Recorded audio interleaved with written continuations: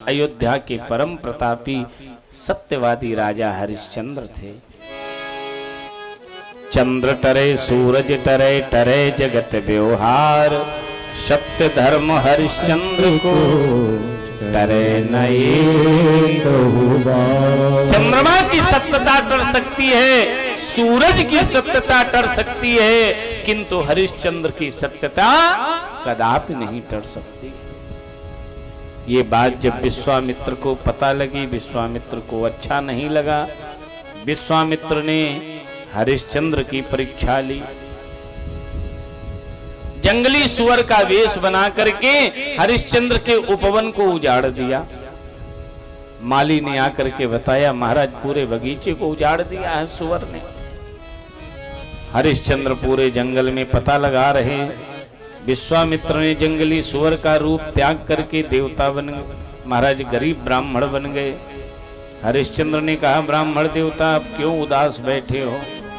ब्राह्मण ने कहा, महाराज मैं गरीब ब्राह्मण हूँ, मेरे एक ही बेटी है, मैं बहुत गरीब हूँ, मेरे पास इतना धन नहीं कि मैं बिटिया के पांव पूज सकूं। गांव के लोग मुझे कायल कर रहे थे, इसलिए मैं सब छोड़ करके जंगल में आ गया हूँ।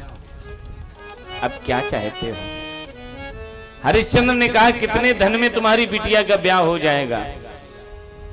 विश्वामित्र ने कहा, कुंजी और खजाने की चाबी और घोड़ों की लगाम संकल्प कर दो।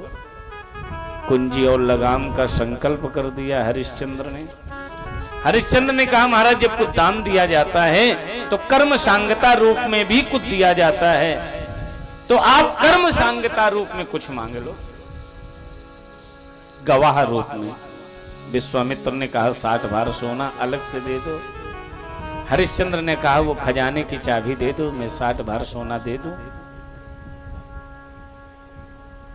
विश्वामित्र ने कहा, कुंजी दान का अर्थ होता है जितना भरा पूरा खजाना है वो आपने सब कुछ हमें दान दे दिया।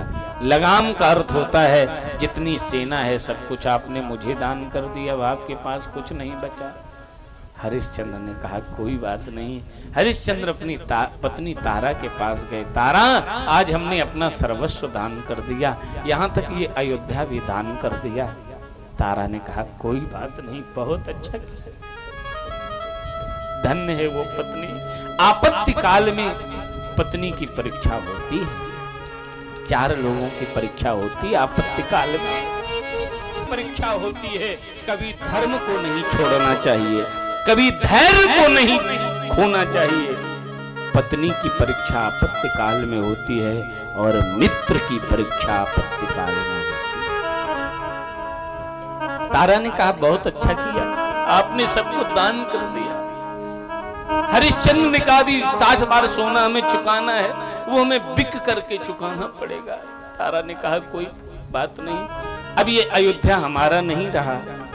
तारा ने रोहित का हाथ पकड़ा, हरिश्चंद्र को, महाराज हरिश्चंद्र और रोहित, तारा तीनों काशी में बिकने के लिए गए हैं। एक डोम ने अपने घर में पानी भरने के लिए 20 बार सोने में हरिश्चंद्र को खरीद लिया। 20 बार सोना विश्वामित्र को दे दिया गया है। एक सेठानी ने घर में काम करने के लिए 20 बार सोने में तारा को खरीद लिया। 40 बार सोना चुका चुके हैं, 20 बार सोना और बचा है। रोहित रोने लगा, छोटा सा बालक है। रोहित ने कहा, मां मैंने ऐसा कौन सा गुनाह किया है, मुझसे क्या भूल हो गई जो मेरा सब कुछ बर्बाद हो गया? मां कोई बात नहीं, सब कुछ चला गया, लेकिन कम से कम आप अपने से दूर तो न करो। मां मुझे अपने साथ ले चलो। तारा ने सेठानी के हाथ जोड़े, सेठानी मैं जीवन भर तेरी पूजा करूंगी, मेरे पूत को अलग न करो मुझसे, इसे भी 20 बार सोने में खरीद लो, सारा दिन आपका काम करेगा। सेठानी ने 20 बार सोने में रोहित को भी खरीद लिया। हरिश्चंद्र गंगा जी से जल भरने जाते हैं, डोम के यहां नौकरी कर रहे हैं। भोजन नहीं मिलता है तो कांटा के समान दुबला शरीर हो गया है। एक दिन हरिश्चंद्र ने घड़ा डुबाया, उस घड़े को उठाने लगे, शरीर में ताकत नहीं, एक एक महीना तक भोजन नहीं मिलता है। हरिश्चंद्र उस घड़े को लेकर के बैठे हैं, शायद कोई इधर से निकलेगा तो मैं कह दूंगा घड़ा उठवा दो। प्रतीक्षा ही कर रहे थे, तब तक उधर से तारा जा रही थी। हरिश्चंद्र ने कहा, ए तारा, तारा रुको रुको तारा, मैं हरिश्चंद्र तुम्हारा पति हरिश्चंद्र। तारा ने कहा, हाँ बोलो। हरिश्चंद्र ने कहा, मेरा मालिक सुबह से इंतजार कर रहा है, इस घड़े को उठवा करके मेरे सर पर रखा दो, नहीं तो मेरा मालिक मुझे नौकरी से निकाल देगा। तारा ने कहा, उठवाना घड़ा तो दूर रहा, मैं स्पर्श भी नहीं कर सकती हूँ। क्यों? मेरी मलकिन का आदेश है किसी पुरुष का स्पर्श न करना। हरिश्चंद्र ने कहा, तारा कोई बात नहीं, कभी मेरा भी समय आएगा। हरिश्चंद्र ने घड़ा उठाया, घड़ा फूट गया। डोम ने कहा, आज से तुम पानी भरने नहीं जाओगे, आज से मुर्दानी घाट पर जाओ, दिन रात वहीं पर पहरेदारी करो, बिना कर लिए कोई मुर्दा न फूकने देना। हरिश्चंद्र रात रात पहरेदारी कर रहे हैं। छोटा सा पुत्र रोहित फूल तोड़ने गया।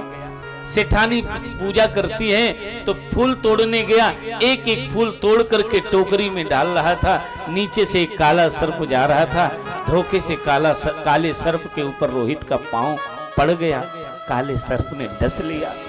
रोहित ने मां मां शब्द उच्चारा और रोहित के प्राण निकल गए।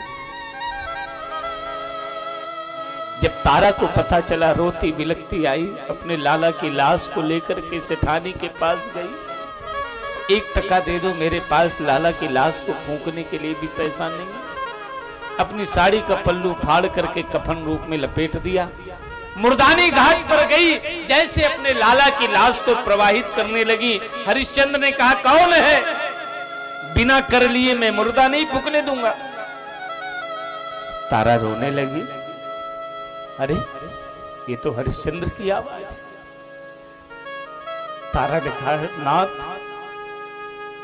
मैं आपकी पत्नी तारा हूं, आज मेरा सब कुछ बर्बाद हो गया, मेरा पुत्र मर गया, आप कर रूप में मुझसे कुछ चाहते हो, मेरे पास कुछ नहीं है,